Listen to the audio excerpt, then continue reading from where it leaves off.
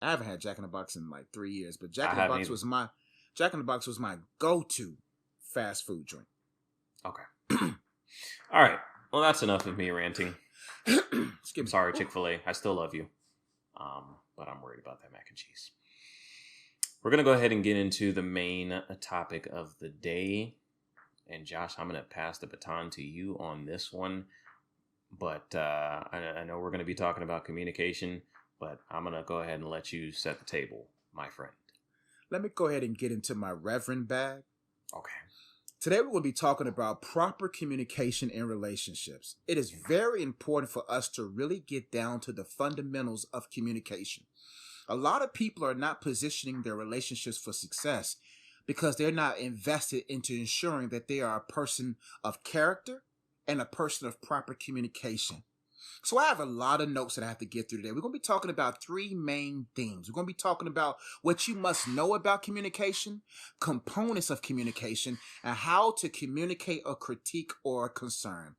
Let's start with number one. Let me get to my notes because I have a lot of notes here, but I wanted to make sure that I invest. I got a lot of questions in the last 2 weeks or so from people who are struggling in the communication department. And I said the best channel for me to do this on is with the homie, the good guy over there in Texas, Texas B. Let's get to it. There's a scripture that I want to talk about real quickly. And then I'm going to get into some points where BD can chime in. But it's Ephesians 4:29. It says, let no corrupting talk come out of your mouths, but only such is good for building up as fits the occasion, that it may give grace to those who hear.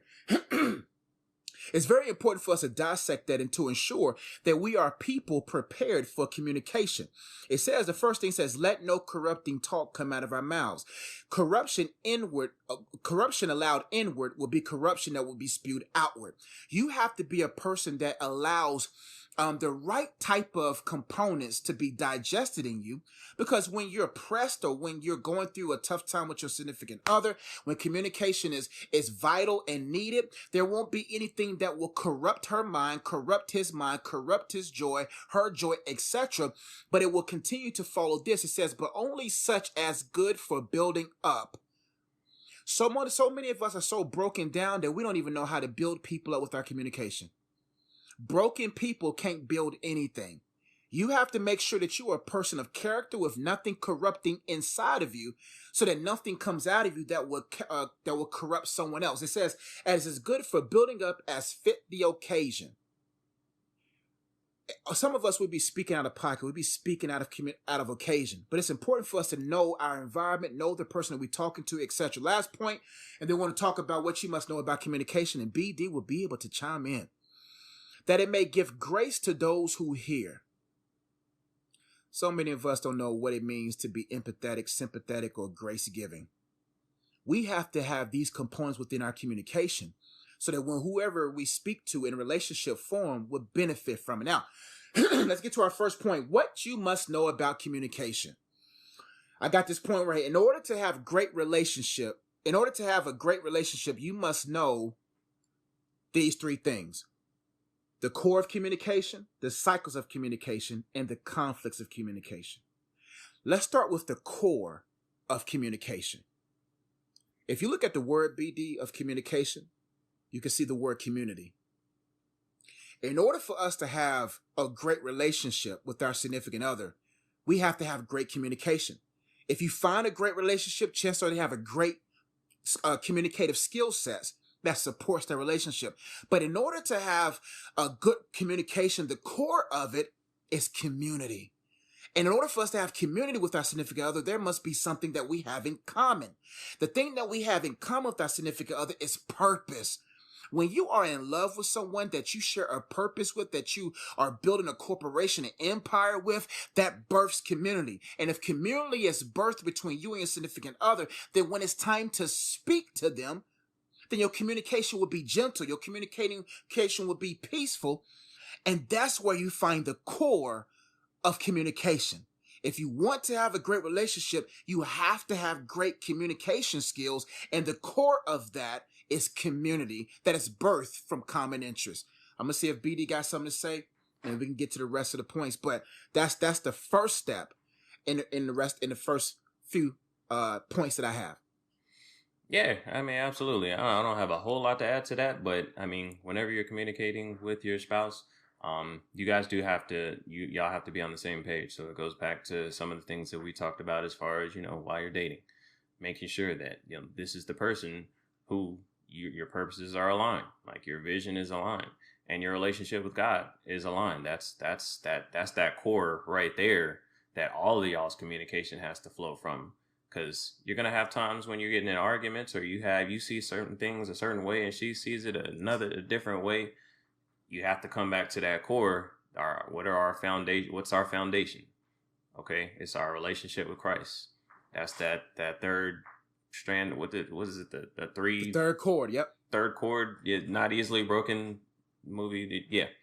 That's the third chord. So that's what you have to come back to in your communication. So if you're doing that, you're not going to say crazy stuff that, there's some stuff that you can say that you can't take back, man. It's like toothpaste out of the toothpaste container. Like, you can't put it back in there. So you have to be careful about the things that you say. You can't just speak out of emotion. You have to come back to that core, and that's your purpose, and that's your relationship with God. Yeah, and that takes us right to our second point, the cycles of communication. In order to have a healthy relationship and have healthy communications, my second point, you have to have healthy communication with three people. You have to have healthy communication with God, healthy communication with yourself, healthy communication with your significant other. It is very important to make sure that you and God have a healthy relationship, that you communicate with him often. See, when I get upset or disappointed or whatever, or when my wife and I go through disagreements, before I even give the enemy the opportunity, before I even allow him to have an open door, I go vent to God about it. Yes. Most of us, we try to give what's hot or what's flaming in our hearts to the person without the right mittens. God is the only one with the right mittens to hold the hottest things of your heart. And if you don't have a healthy relationship with him and a healthy communication with him, then you won't be able to properly ventilate, open up ventilation for you to get the steam off the top of your concern. Some of us are passing over our concerns, and that person is not receiving it because of the way it was given. They're not going to be able to receive it because it's too hot for them to handle. So in order for you to have a healthy communication with your significant other, there's two people first you must have healthy communication with. Number one, healthy communication with God. Going to him to vent. Healthy communication with yourself. That's why many of us, the reason why we communicate false expectations on people, because we haven't communicated to ourselves the expectation we have for us.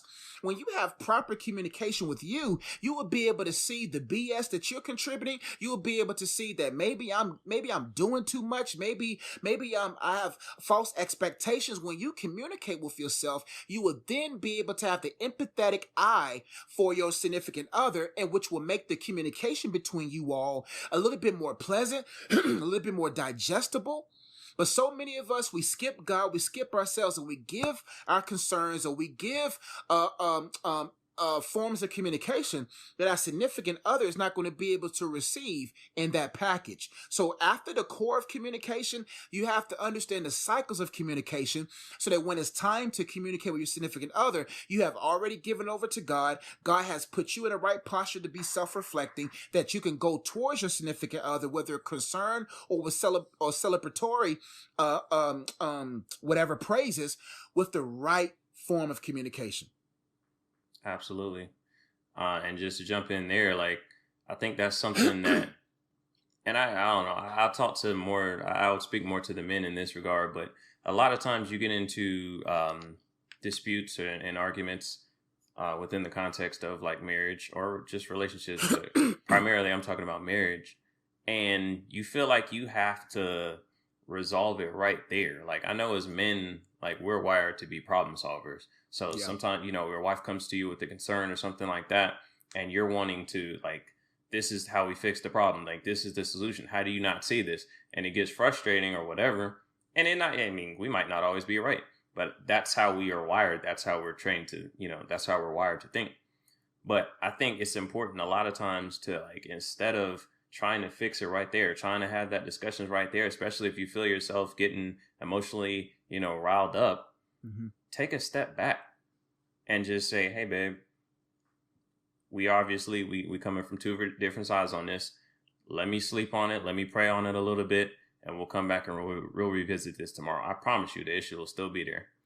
So that's where you go and you retreat, man, and you talk to God. Hey, God, what's up? Like, I'm this is the situation. This is how I feel about it. This is how she feels about it. And just get to yourself and get quiet and listen to what God is telling you.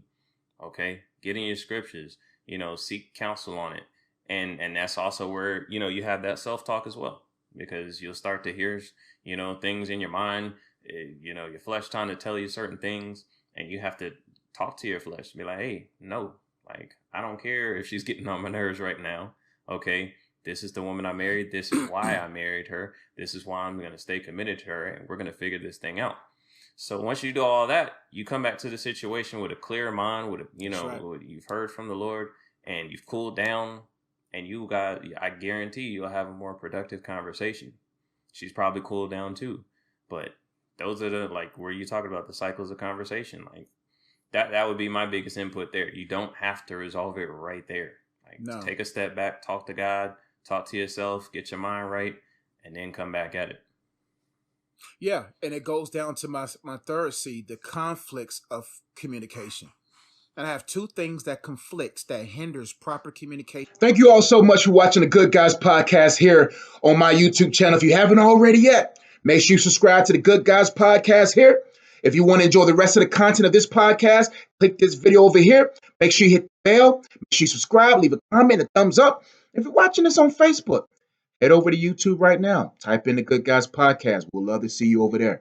Subscribe, hit the bell, leave a comment, thumbs up. We'll see you over there soon.